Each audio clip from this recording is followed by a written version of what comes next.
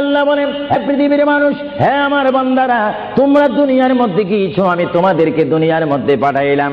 পাঠাইবার পরে আমি জানি তোমরা অনেক অন্যায় পথে যাবে, অনেক কাজ করবে, যে কাজগুলোর মধ্যে তোমাদের গুনাহ হয়ে যাবে। হে বান্দা, তোমরা গুনাহ করবে তাও আমি ভালো মতো জানি, তোমরা পাপ করবে তাও আমি ভালো মতো জানি। বান্দারে, পাপ করার পরে, গুনাহ করার পরে একাই কি মসজিদের মধ্যে তোমরা কেঁদেছো, রব্বানা যালামনা, বলেন রব্বানা যালামনা আনফুসানা ওয়া ইন লাম তাগফির লানা ওয়া তারহামনা লানাকুনান্না মিনাল খাসিরিন বলে বলে মসজিদে কেঁদেছো, আসরের নামাজ পড়ে কেঁদেছো, যোহরের নামাজ পড়ে কেঁদেছো, মাগরিবের পড়ে কেঁদেছো, এশার নামাজ পড়ে কেঁদেছো। এ বান্দা, নামাজের মুসল্লা যখন বসে যাও, আমি আল্লাহকে তোমরা বারবার বল, আল্লাহ আমার গুনাহ মাফ করে দাও।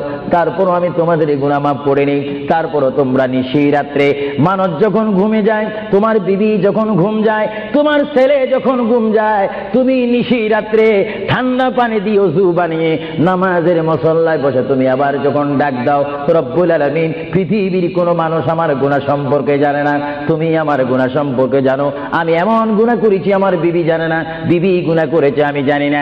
আল্লাহ, তুমি সব কিছু জানো। হে আমার প্রভু, তুমি আমাকে মাফ করে দাও। আমার আল্লাহ বলে, তারপরও যদি তোমাদেরকে আমি মাফ না করি, তারপরও বান্দা, তোমরা আমার রহমতের দরজা থেকে ফিরে যাইও না। আমি তোমাদেরকে হুকুম দিচ্ছি, ওয়ালাউ আন্নাহুম ইয যালামু আনফুসাহুম জাউকা, বান্দারে, যদি গুনাহ করে ফেলো, আমার রহমত থেকে মুখ ফিরিয়ে তুমি চলে যাইও না। বান্দা, আকাশ পরিমাণ যদি গুনাহ করো, পাতাল পরিমাণ যদি গুনাহ করো, সাগরের পানি পরিমাণ যদি গুনাহ করো, পাহাড় তুলনায় যদি তুমি গুনাহ করো, আমার দরবার থেকে তুমি নিরাশ হইও না। বান্দা, আমি তোমাকে একটি রাস্তা পাঠাই দিচ্ছি, একটি পথ তোমাকে আমি দেখাই দিচ্ছি। সেই পথটি কোন পথ তোমরা জানো? ওয়ালাউ আন্নাহুম ইয যালামু আনফুসাহুম জাউকা, বান্দারে, যখন তোমরা বরবাদ হয়ে যাবে, তখন তোমাদেরকে একটা পথ আমি তোমাদেরকে দেখাই দিলাম। সেই পথটির নাম হচ্ছে আমার রাসূলের মদিনা। জোরে বলেন সুবহানাল্লাহ। বান্দা, আমার নবীর দরবারে গিয়ে কেঁদে কেঁদে তোমরা বলো, ইয়া রাসূলুল্লাহ, ইয়া হাবিবাল্লাহ, আয়া আকা, ইয়া রাসূলুল্লাহ। আল্লাহ কোরআনে বলেছে, ওয়ালাউ আন্নাহুম ইয যালামু আনফুসাহুম জাউকা ফাস্তাগফিরুল্লাহ ওয়াস্তাগফার লাহুমুর রাসূল। আল্লাহ বলেছে, হে বান্দা, তোমরা ডানে না গিয়ে, বামে না গিয়ে, পিছে না গিয়ে, তোমরা সরাসরি আমার নবীর কদমে চলে যাও। আমার নবীর কদমে গিয়ে আমি আল্লাহর দরবারে তোমরা তওবা করো। তওবা করতে করতে তোমাদের চোখের পানি যখন বাইর হয়ে যাবে, আর ওই মুহূর্তে যদি আমার বন্ধু যদি তোমাদের জন্য আমার দরবারে সুপারিশ করে, আমি আল্লাহ তোমাদেরকে ওয়াদা দিয়ে দিলাম, গ্যারান্টি দিয়ে দিলাম, আমার রাসূল যদি তোমাদের জন্য আমার দরবারে সুপারিশ করে, সঙ্গে সঙ্গে বান্দা, তোমার অতীতের জীবনের কবিরা সগীরা গুনাহ মাফ করে দেব। জোরে বলেন সুবহানাল্লাহ। আরো জোরে বলেন। আমার আপনার গুনাহ মাফ করার জন্য রাসূলুল্লাহর দরবারে যাওয়ার দরকার আছে কিনা? চিৎকার জীবন আছে কিনা?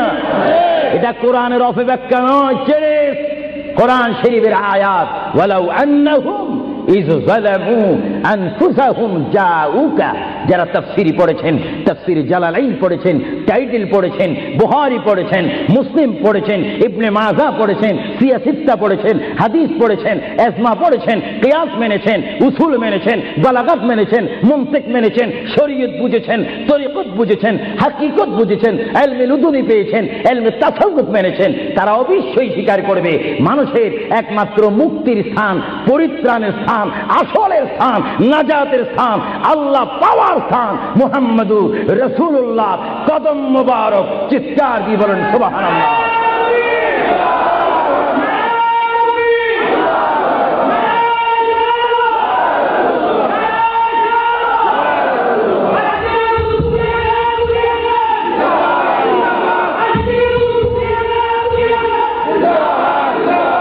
আপনারা সেই রাসূল চান কি চান না?